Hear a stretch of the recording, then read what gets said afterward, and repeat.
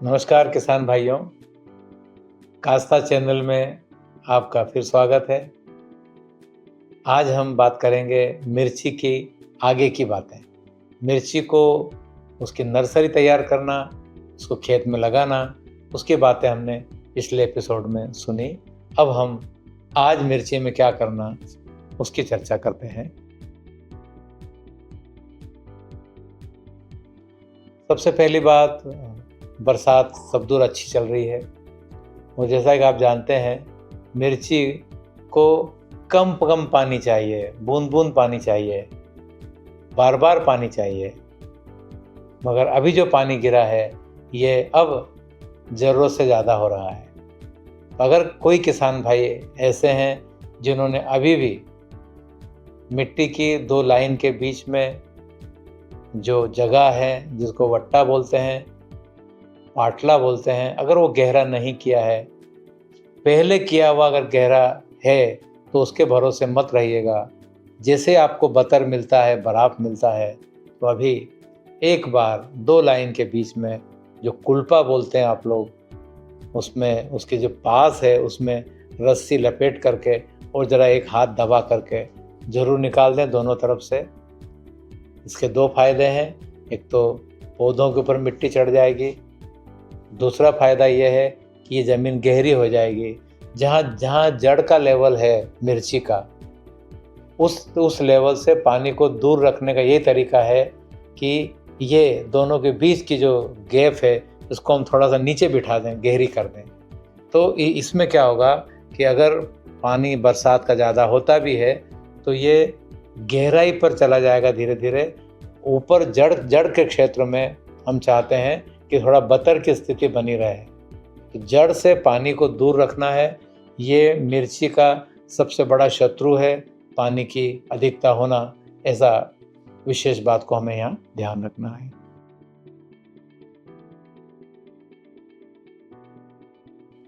दूसरी बात, मिर्ची में खाद की मात्रा, जो बेसल डोज है, उसमें पोटाश का बड़ा रोल है। सामान्यतः किसान डीएपी वगैरह दे देते हैं, यूरिया भी दे देते हैं, कुछ किसान सुपर फास्फेट से भी कवर करते हैं, वो भी बहुत अच्छी बात है, कोई दिक्कत नहीं है। मगर पोटाश पर ध्यान देना इसलिए ज़रूरी है, ऐसी फसलें जिनको हम 6 बार 7 बार तोड़ते हैं यानी कि लेते हैं, वो उन फसलों में पोटाश की मात्रा अच्छी होना चाहिए दूसरी फसलों की तुलना में। क्योंकि पोटाश जो है, पोटाश के बहुत सारे काम हैं, उनमें सबसे महत्वपूर्ण काम है फल की क्वालिटी, फल लगातार आना, फूल लगातार आना। तो इन सब में जो तत्व लगते हैं उनमें से सबसे महत्वपूर्ण जो मेजर तत्व है वो है पोटाश। तो पोटाश की आपूर्ति अगर पहले नहीं की हो तो तत्काल कीजिए। मगर बहुत तारीफ कर दी मैंने पोटाश की, तो इसका मतलब ये नहीं है कि हम बहुत सारा ठोक दें, नहीं। इसको एक बार में 1 एकड़ में 20 किलो से ज़्यादा नहीं देना है। आप इसको आगे और दे दीजिएगा एक बार, मगर एक बार में पोटाश 1 एकड़ में 20 किलो से ज़्यादा नहीं देना है। उसको किसी खाद के साथ, चाहे गोबर की खाद हो तो बहुत उत्तम है, या मिट्टी के साथ मिला करके हमारे खेत की मिट्टी में पोटाश को मिला दें और पड़ा रहने दें 2-4 दिन, मिट्टी और पोटाश की दोस्ती हो जाने दें।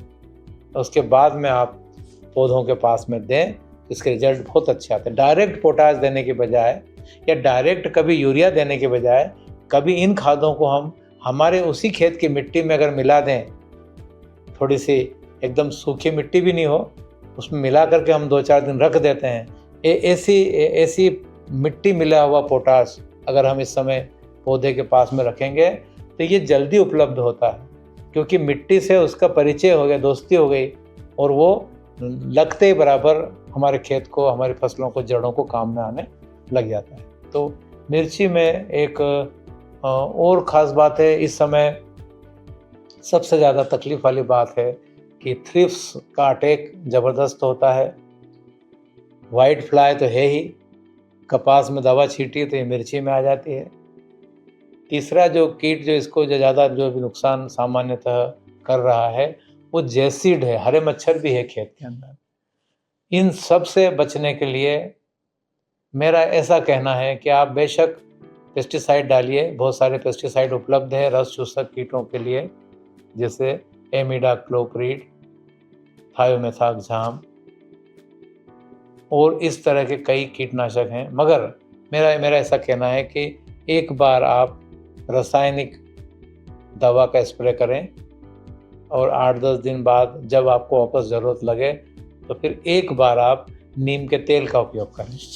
नीम ऑयल 60 ml 70 ml प्रति पंप सिर्फ नीम ऑयल का स्प्रे करें। अगली बार फिर जब काम पड़ेगा, जब नीम ऑयल स्प्रे करेंगे तो अधिक लंबे समय तक ये कीट नहीं आएंगे। ध्यान रखना, ये बहुत छोटा कीट है, मगर कहते हैं छोटा बहुत खोटा। चाहे माहो हो, हरे मच्छर हो, व्हाइट फ्लाई हो, ये सब छोटे छोटे कीट हैं, मगर ये उस पार्ट का रस चूसते हैं जो मिर्ची में सबसे ऊपर का पार्ट है, यानी कि कुपल, जिसको निमाड़ में बोलते हैं डीरी। इस डीरी का रस चूसना ही इसका सबसे खतरनाक औजार है।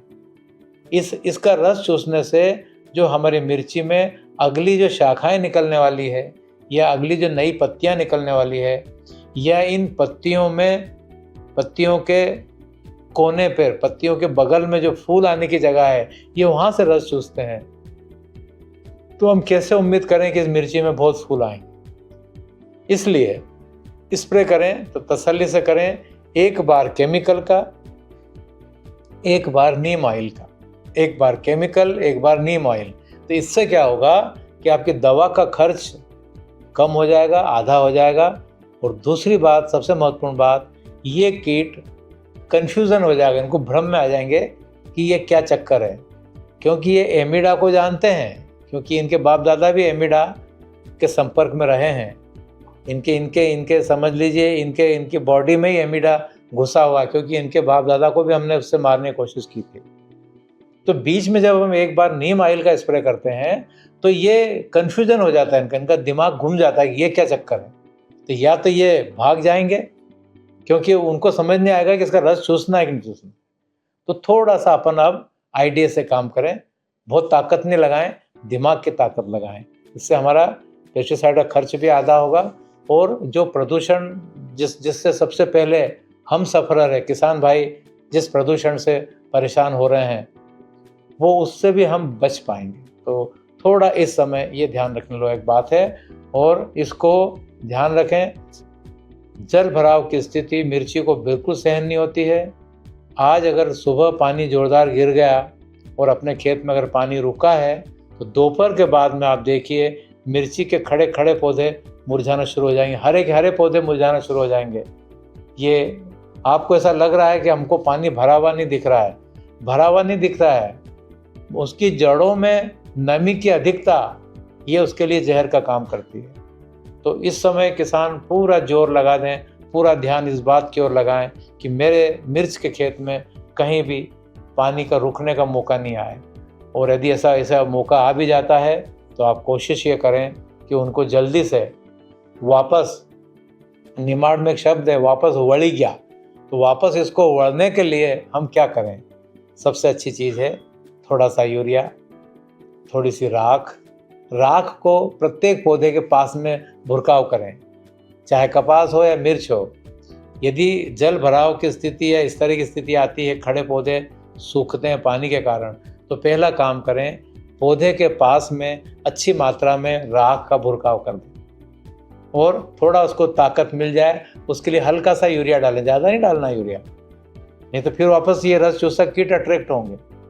इस पानी के कारण जो जड़ों के पास में जो खाद था आपका, वो खाद वहाँ से दूर हो चुका है।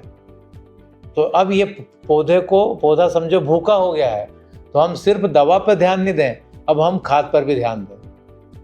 वापस डीएपी पोटास की ज़रूरत है तो उस समय आप इसको गाड़ दें, और यदि उसमें भी देर है तो आप एनपीके 19-19 को बंद नहीं करें। ये जो जल भराव के कारण जो खाद तत्व जो हमारे जड़ों से दूर हो चुके हैं, वो वापस कब मिलेंगे? तो बेहतर यह है कि हमारे पास अगर ड्रीप है तो हम ड्रीप में एनपीके 19-19 को चला दें, 1 किलो 1.5 किलो 1 एकड़ के लिए चला दें, या ड्रेंचिंग करना हो डायरेक्ट पंप से, तो उसमें एक पंप के अंदर 70 ग्राम तक NPK 19-19 ले सकते हैं। और यदि फल की अवस्था भी आ चुकी है तो NPK की बजाय फिर उसके अंदर 052-34, जहाँ फूल फल भरपूर चल रहे हैं तो वहाँ आप नाइट्रोजन को ख़त्म कर दें। 052-34 इसके बार बार स्प्रे करें आप, ये फूलों को प्रमोट करेगा। अभी हमको फूलों की ज़रूरत है, और अगर फूल गिर भी रहे हैं और 052-34 का आपने स्प्रे किया है, ये फूल को रोकने में मदद करता है। और जब फल ज़्यादा बढ़ जाए और फूल भी कम हो जाए, उस समय एक ही खाद का स्प्रे करना है, एक ही खाद का ड्रेंचिंग करना है, और वो है 0-0-50 यानी पोटाश। क्योंकि शुरुआत की फलों की क्वालिटी बहुत अच्छी रहती है, और चौथी पाँचवीं तोड़ में आते आते फल की क्वालिटी थोड़ी सी टेढ़ी मेढ़ी होने लगती है, वजन कम होने लगता है। उस समय 0-0-50 को बंद नहीं करना, एक बार नहीं आप 2 बार 3 बार रिपीट करेंगे तो आपकी फल की क्वालिटी जो सबसे पहले मिली थी वही क्वालिटी आपकी छठे तोड़े में भी वही क्वालिटी मिलना चाहिए, तो किसान की विजय है, वरना फिर कैसी विजय है। ये थोड़ा सा मिर्ची में हम ध्यान रखें। मिर्ची में ड्रेंचिंग के समय लगातार हम फफूंदनाशक लें, तो फफूंदनाशक के साथ में हमेशा NPK 19-19 को चलता रहने दें। सिस्टेमिक दवाओं का हमेशा याद रखें।